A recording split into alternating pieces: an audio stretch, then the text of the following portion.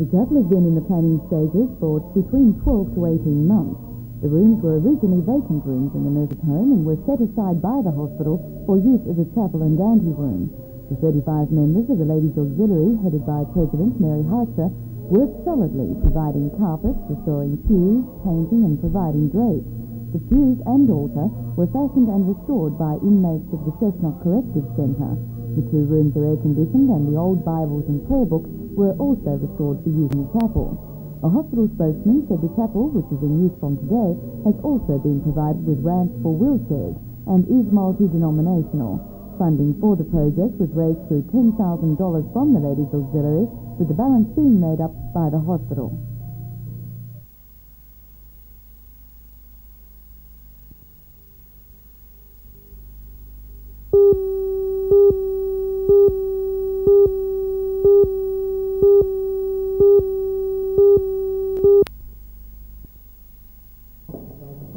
Any official visit by a government minister inevitably produces requests for funding.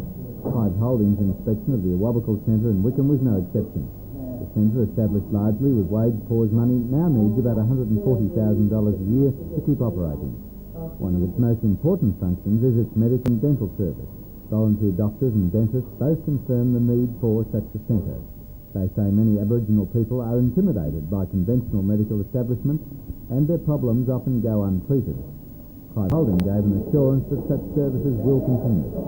In areas like health, we've had parliamentary committees under the Fraser government reporting that Aboriginal medical services gave the taxpayer a bigger savings for their dollar and gave Aboriginal people far more relevant treatment to which they could relate and structures to which they could relate than they could get from the kind of medical structures which have been designed to meet the needs of white nuclear families. So the Aboriginal people can have some confidence that these services will continue? Oh yes, I think that's inevitable for some time yet.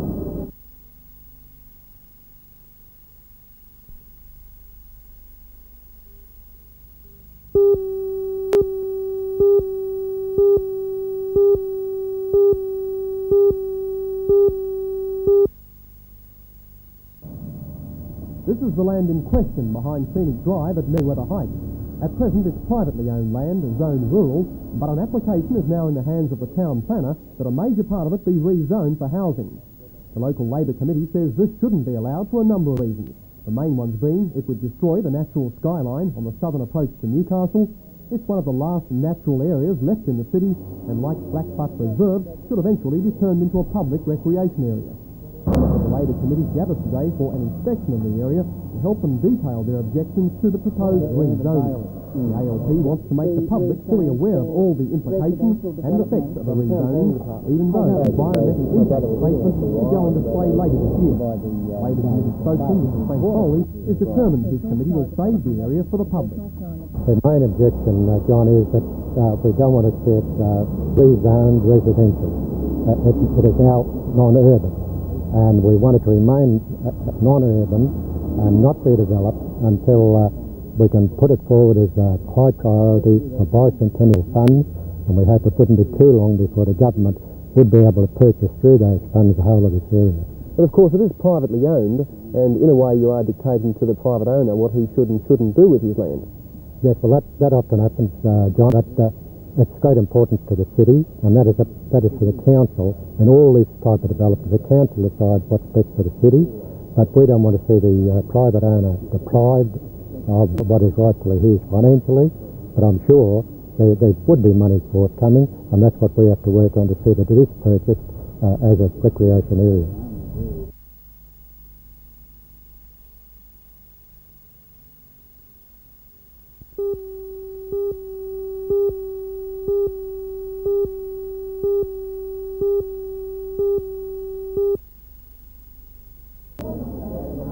The concept of daycare for elderly folk is not a new one. The difference with this group of sprightly Belmont citizens is that they receive no funding or government assistance. It's all made possible by the hard work of a group of volunteers. Every Friday for the past 10 years, a meal has been provided free of charge, along with the lifts there and back. The oldest member of the group is a young 96. The Belmont Sportsman Club helps with food and the venue. The rest is a classic example of Christian charity. The idea of forming the group came from Mrs. Barbara Crawford. And it's good for them to be able to get together and talk about their, they're just their little everyday joys and sorrows and whatever. And the helpers are the same. We've just shared everything with them.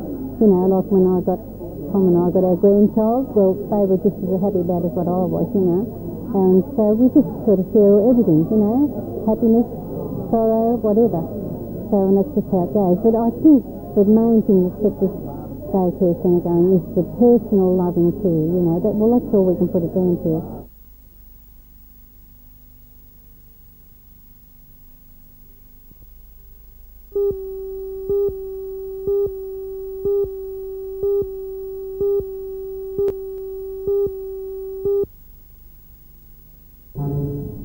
Coal discussion days organised by the Singleton Council have become something of a barometer for the Hunter Valley's coal industry. The message today seems to be that if all, that's coal companies, government and business, can work together to keep ripples out of the coal chain, then the Hunter Valley does stand a good chance of retaining its Asian customers and in the longer term making slight gains. Just back from the annual Japan-Australia Coal Conference, Coal and Allied Bruce Thompson emphasised the importance of consolidating the area's reputation as a reliable supplier, a reputation that's always fragile. Thompson also welcomed the state government's initiative to offer coal companies a rebate on the installation of fast train loading facilities at the mine. With qualifications, he said he believes the Hunter can meet intense overseas competition. When one hears stories of the vast Exxon development in South America and China's development of its coal resources, can the Hunter Valley remain competitive in the world market? Yes, I believe it can. The Exxon development in Colombia will have a very big impact in Europe. The freight distance, of course, is much more acceptable there. Our position in the Pacific region, providing that we contain our costs and remain efficient, within the Pacific region we will remain competitive. The quality of our coal is satisfactory. The Japanese power utilities are designed to some extent around the qualities of our coal. So there's not going to be any great growth in business perhaps, but we will at least retain what we've got. The Japanese electricity industry is anticipating about 3% annual growth in its usage. That will involve some new power stations. This is about half the predicted growth of a few years ago. But yes, it does provide very limited growth within this area, providing we remain reliable in the first instance and cost competitive.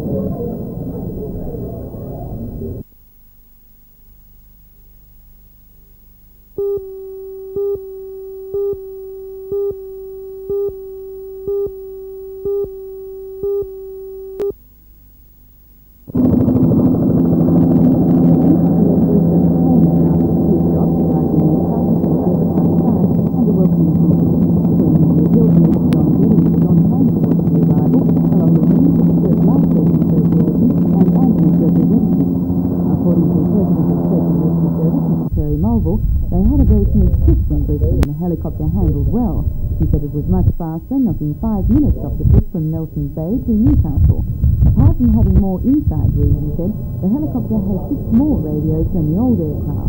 Meanwhile, fundraising for the helicopter repair continued. Prison officers from Mason Jail gathered there early this morning to set off on a 220-kilometre relay run. An officer will run from Mason Jail to Parkwood Prison in Sydney's outer west suburbs. There they will join with Parkwood Prison officers in another fun run, locating groups of over the children cancer hub. Prison officers have already but hope to boost this through today's run.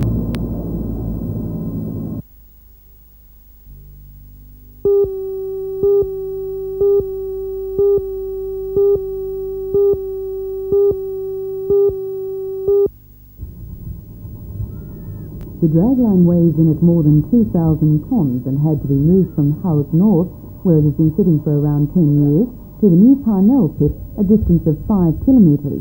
The huge missions are made in the United States, and replacement value today for this one is estimated at around $20 million. Open cut overseer Mr. Warren Brown said that although the site change is a long process, it is necessary. The area that it has been working in has been mined out. It's been mined out to the boundary of Cluta's lease. The company has been granted a new lease in this area that is known as the Parnell pit. There should be coal in this area to last a good 30 years or more. It's a long process, though, moving something that size. It is. The dragline moves very slowly. It takes slightly less than 2 metres per step. It's about a 5-kilometre walk. The machine started walking on Friday afternoon, and it's taken us till now, and we're not quite there yet.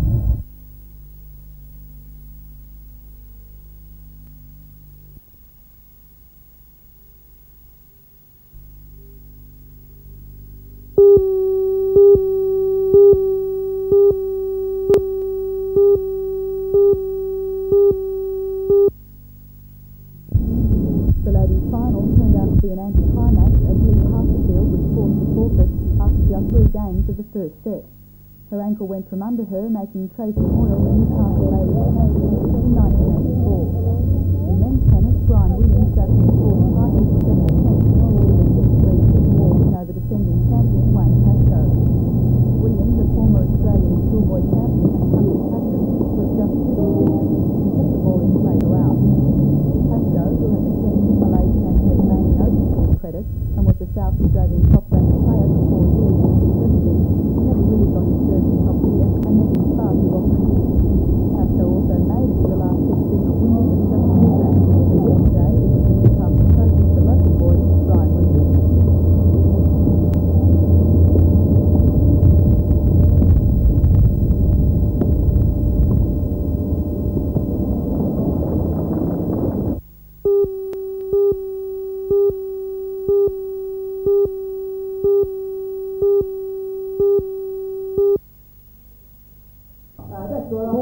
On the block, it's an American idea which has been suitably modified for use here. This is Mandy, 12 years old and deaf, and kept her audience at Shortland Public School children enthralled. Not only that, she taught them the basics of sign language and, more importantly, enabled them to understand some of the problems confronting the handicapped. Puppeteers are Jeanette Egan and Ian Thompson, designed under the name of Twinkle Cream. Nowadays, they're trying more and more to get the kids out of special schools and into the regular schools. So we're trying to pave the way, you might say. So I was going to say, we come round to the schools and put the shows on all the puppets and handicaps, and it's to try and show regular kids what kids with handicaps are like and the things that they might be frightened of. Where did the idea come from of putting it over this way? Well, this idea comes from the United States, actually, originally, but they sort of send the puppets all around the world. You can just purchase the puppets, but we've adjusted the script, shall we say, to suit Australian conditions. So we're going to be eating and dancing at the birthday party, but there's something else you do at birthday parties. What is it? I know. Just see Puppet's birthday party, and I can sign too. There are several other characters in the show, including a cerebral palsy sufferer, a blind boy and a Down syndrome child. Crinkle Cream will also be performing at Fennell Bay, the Junction and Wallsend South schools this time around.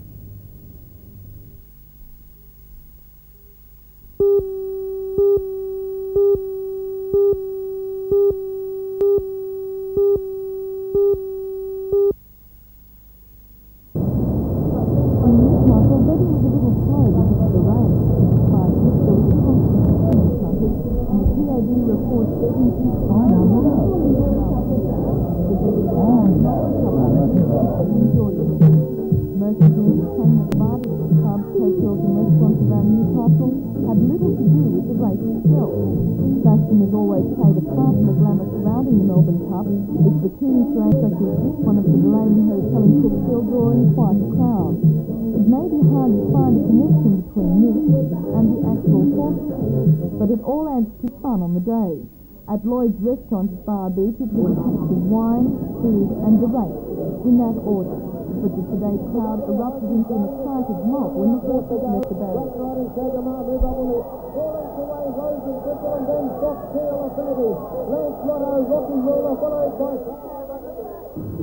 Well, the big race is over for another year, but you may be interested to note that of the $1.5 million invested by punters in the Hunter, $1 million will be returned to them.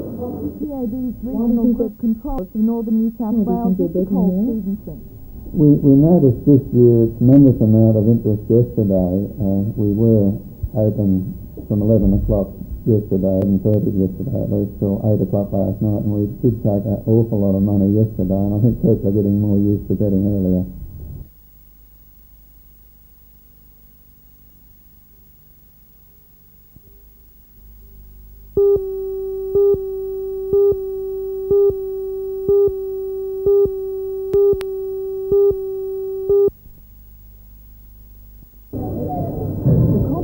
Work Schools Australia is aimed at selecting 100 finalists to go to the national titles in Brisbane next May. The theme of the contest is to show the skills ordinary young Australians have developed in their trade or craft and to encourage young people to polish those skills further. Apprentices from 13 trades, ranging from building and metal trades to cooking and hairdressing, are competing at the Police Boys Club in Broadmeadow. After the finals in Brisbane next year, a national team comprising the best in each trade category will be selected to go to the international finals in Japan. The competition will continue at Broadmeadow tomorrow and is open to the public.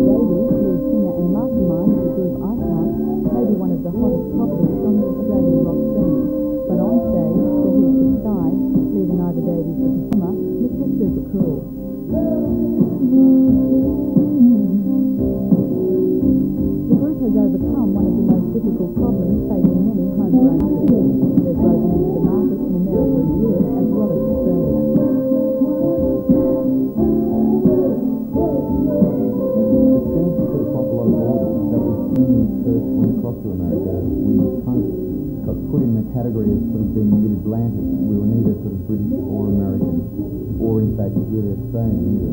So it seems that we don't really have the kind of continent attached to us, and that's possibly why we work well in this. You use a comparatively quick technique to produce a very sophisticated sound. How do you go about your recording?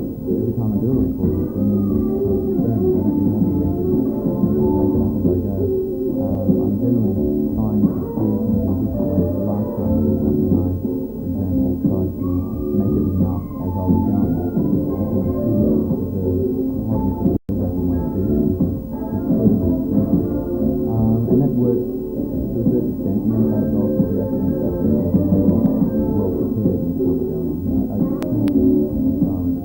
time of going. Mr. Peter Bansford, a senior counsellor at Newcastle University, said most people were affected by stress to varying degrees.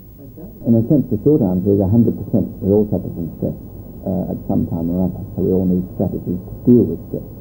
But to take a typical case, the university student population, for instance, something like 10 and 15% of the university student population requires psychological treatment for what are basically stress-related conditions. What effect does stress have on our health? Well, principally, it has an effect on our physical health, clearly. If we're under stress, and if we're under stress of a continuing nature, then the whole body-mind system can get affected. In relation to the body, our immune system can become progressively weakened, and that means that we're more susceptible to different kind of diseases, different kind of physical conditions, ranging from high blood pressure to cancer, in fact. But isn't stress an inevitable byproduct of modern life? I think it's a byproduct of modern life. I don't think it's...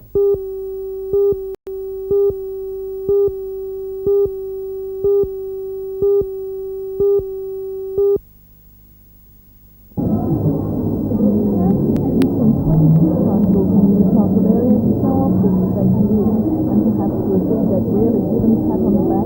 well done.